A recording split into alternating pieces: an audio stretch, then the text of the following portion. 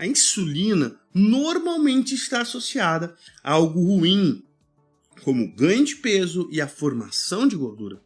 E por mais que ela realmente tenha esse efeito, ela tem inúmeras outras funções importantes para o nosso organismo. Nesse episódio, irei abordar sobre a insulina, seus mecanismos de ação, efeitos e como ela é liberada, assim como explicar sobre o mito de que apenas carboidratos liberam insulina. Se prepare para muita informação que possivelmente irá desconstruir as suas ideias sobre a insulina.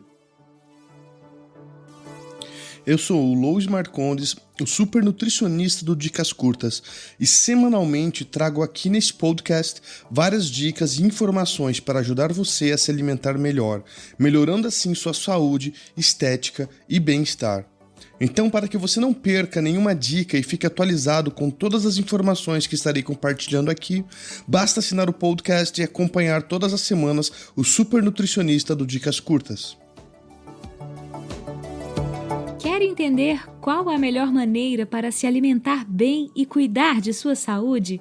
A partir de agora, você vai ficar por dentro das melhores dicas sobre nutrição e alimentação saudável com o super nutricionista, mais um expert do Dicas Curtas.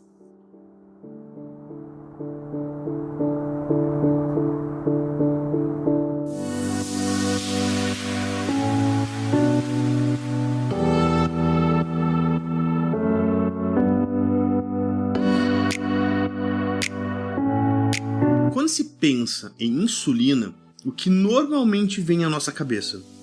Carboidratos. E quando pensamos em insulina, pensamos em algo com certo teor pejorativo. Mas será que a insulina é realmente algo ruim e os carboidratos são os únicos responsáveis pela liberação da insulina?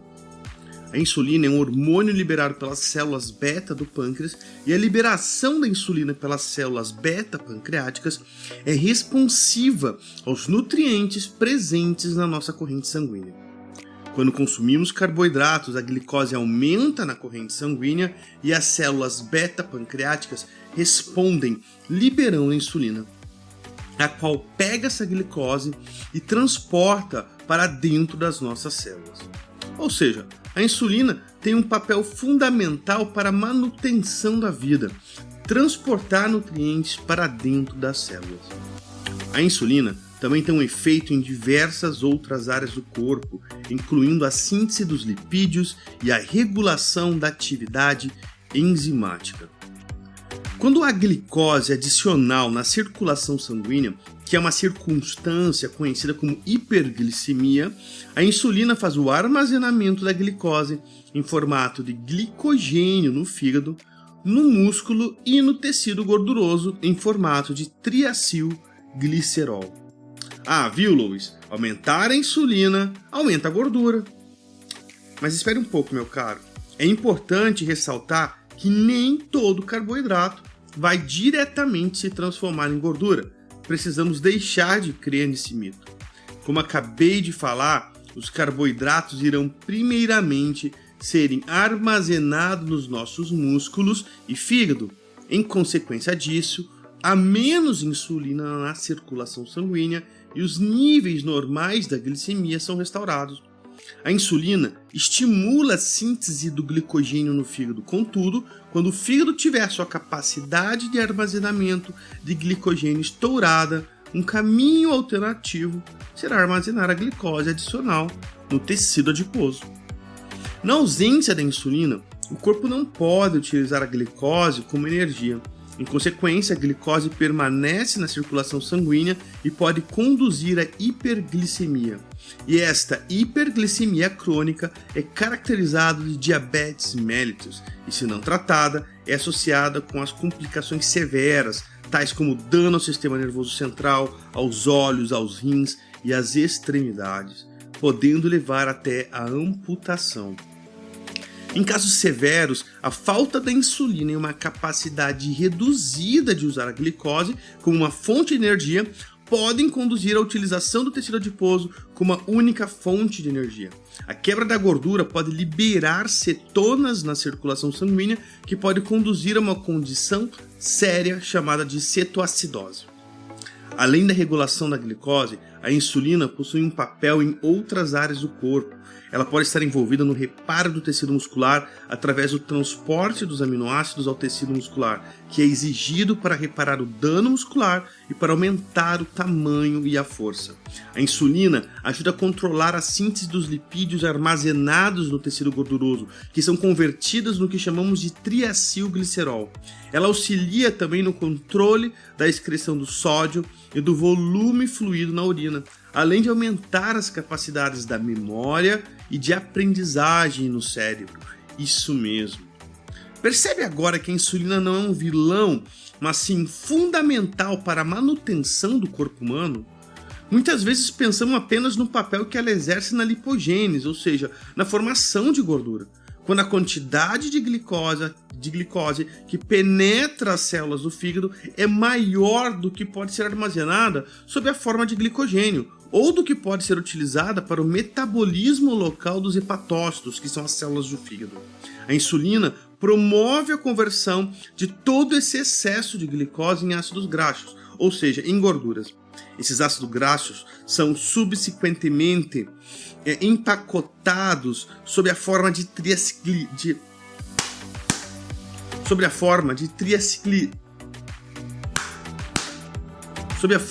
triglicerídeos em lipoproteínas de densidade muito baixa e, dessa forma, transportados pelo sangue para o tecido gorduroso, onde são depositados como gordura.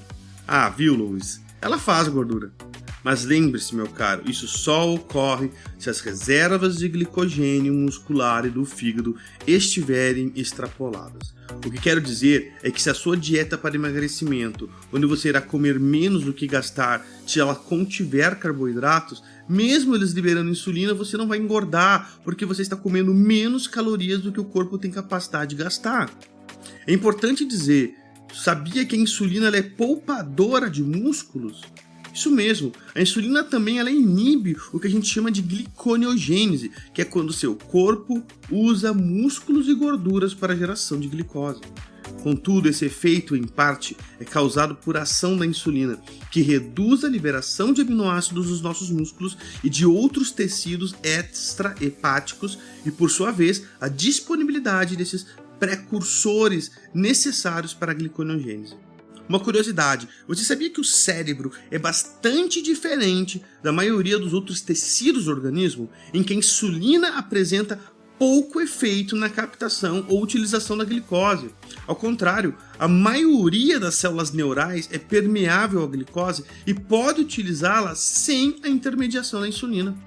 Os neurônios são também bastante diferentes da maioria das outras células do organismo, no sentido que utilizam normalmente apenas a glicose como fonte de energia e só podem empregar outros substratos para obter energia, tais como gorduras, mas com muita dificuldade. Agora, voltando ao início desse episódio, onde falo sobre a secreção de insulina e a crença que ele ocorre exclusivamente por meio de carboidratos,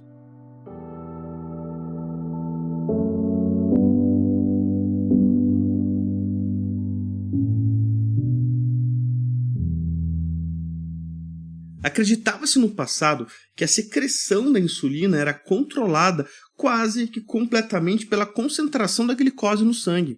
Entretanto, à medida que aprendemos mais a respeito das funções metabólicas da insulina no metabolismo das proteínas e das gorduras, ficou claro que os aminoácidos e outros fatores plasmáticos também desempenham papéis importantes no controle da secreção da insulina. Isso mesmo que você ouviu, aminoácidos também liberam insulina. Mas espera aí, Luiz, então você está me dizendo que aquele meu whey pós-treino libera insulina? Isso mesmo, meu caro. Alguns dos aminoácidos apresentam um efeito similar ao excesso de glicose sanguínea na estimulação da secreção da insulina.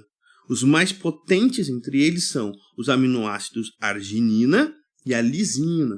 E quando administrados ao mesmo tempo em que a concentração plasmática da glicose está elevada, a secreção induzida de insulina pode chegar a duplicar na presença de quantidade excessiva de aminoácidos.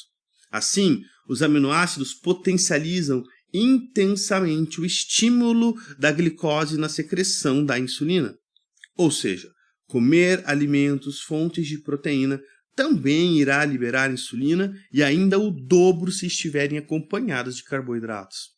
Porém, o estímulo da secreção de insulina pelos aminoácidos é importante porque a insulina, por sua vez, promove o transporte dos aminoácidos para as células teciduais, bem como a formação intracelular de proteínas, ou seja, a insulina é importante para a utilização apropriada da quantidade excessiva de aminoácidos, do mesmo modo que ela é importante para a utilização dos carboidratos.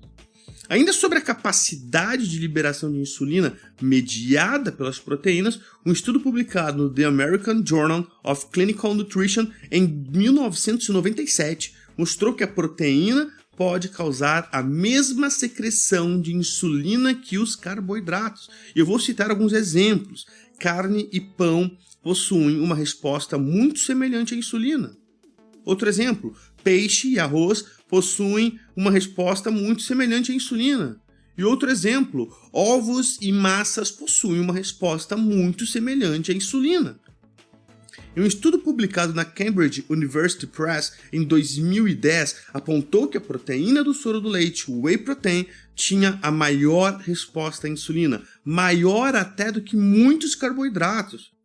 Porém, notaram também que as dietas ricas em proteínas são eficazes para ajudar a manter a perda de peso.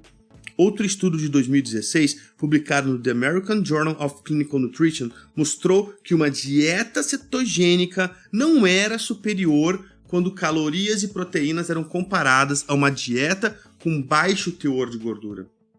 De maneira muito interessante e importante, os níveis de insulina foram mais baixos no grupo da cetogênica, mas isso não levou a uma maior perda de gordura. Resumindo, a insulina não está te engordando. Segundo ponto, os carboidratos não estão te engordando. Terceiro ponto, comer muitas calorias é que vai fazer você engordar. Quarto ponto, balanço energético é o principal fator impulsionador da perda ou ganho de peso. Sim, os hormônios são importantes e afetam a perda de gordura, mas a resposta da insulina a uma refeição nunca substituirá os efeitos da perda de peso que é proporcionada pelo déficit calórico.